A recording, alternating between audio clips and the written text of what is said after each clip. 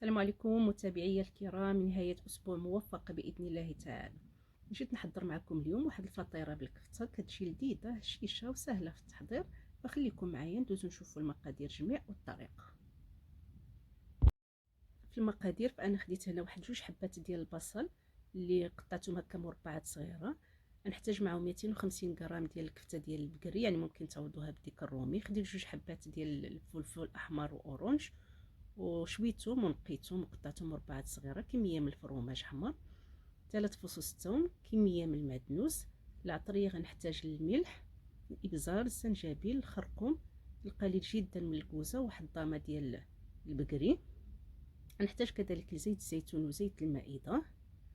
وبالنسبه للعجين فانا خديت هنا 2 ديال الكيسان ديال الفرص ديال العنبه، واحد الكاس ديال العنبه ديال الفينو. غنحتاج كميه قليله من الخميره، كميه قليله من السكر سنيده، نص كاس ديال الزيت، و2 معالق كبار ديال الدقيق ديال الحليب بودره عفوا. وفي الاخير غنحتاج الزنجلان، واحد البيضه، وصلصه الصوجه. وبالنسبه للطريقه ففي مقلاة فيها كميه من الزيت غنضيف هاد البصيله اللي عندي مقطعه، غادي نضيف لها الثوم، غادي نخليها حتى تنزل معايا شويه، عاد نضيف لها الكفته اللي عندي، غنضيف العطريه اللي هي الملح، الابزار، الزنجبيل، الخرقوم، القليل جدا من الكوزه مطحونه، والضامه ديال البقري. غادي نخلط الكل معايا مزيان حتى كطيب معايا ديك الكفته.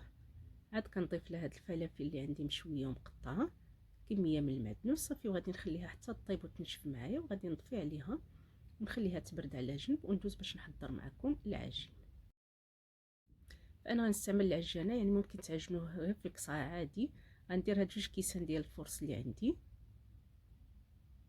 مع كاس ديال الدقيق ديال الفينو، يعني طبعا كلشي مغربل. غنضيف واحد 2 معالق كبار ديال الحليب بودره، وإلا ما توفرش الحليب بودره يعني ممكن تجمعوا العجين بالحليب عادي.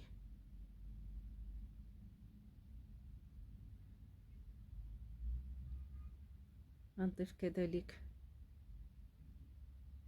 القليل جدا من السكر سنيده، خميره ديال العجين، نص كاس ديال الزيت، انا درت هنا زيت الزيتون، يعني ممكن تستعملوا زيت المائده. وغادي نخلط الكل مزيان، وغادي نجمعو هكا بالماء. العجينه تكون طريه شويه، يعني ما تكونش قاصحه ومدلوكه طبعا. صافي فغادي نغطيها هنا بلاستيك غذائي، وغادي نخليها حتى تخمر معايا شويه. من بعد غادي نقسمها انا هكا على 2 كويرات. غادي نطلق الكره الاولى هكا، نحاول نعطيها شكل يعني مستطيل. وطبعا الفطيره ديالكم ممكن ديروها باي شكل بغيتيو. وفي لاطه اللي كتدخل الفران ملبسه بورق الطبخ، غادي نحط هاد الفطيره ديالي قطعتها هكا باش عطيتها شكل مقاد مستطيل. غناخد الحشوه اللي عندي، غادي نحاول نوزعها على طول هاد العجين. وطبعا نخلي هذوك الحواشي ما نعمرهمش باش تلصق معايا العجينه. من بعد خديت هنا اصفر بيضه، طربتها هكا شويه، غادي نخليها على جنب. وغادي نطلق الكره الثانيه اللي عندي بنفس الطريقه، ونحاولوا طبعا ما نقويوش الطحين بزاف صافي. وغادي ندير هكا فيها اشرطه في الوسط، غندهن الحواشي ديال العجينه ديالي اللي عمرت.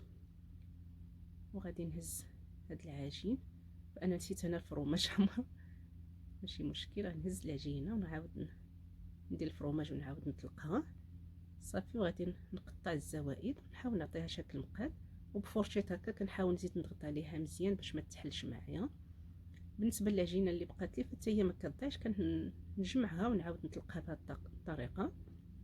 كندير الحشو كميه من الفرماج، كنجمعها هكا بشكل دائري، نديرها حتى هي في الجوانب، وغنحاول هكا بسكين ندير لها اشكال.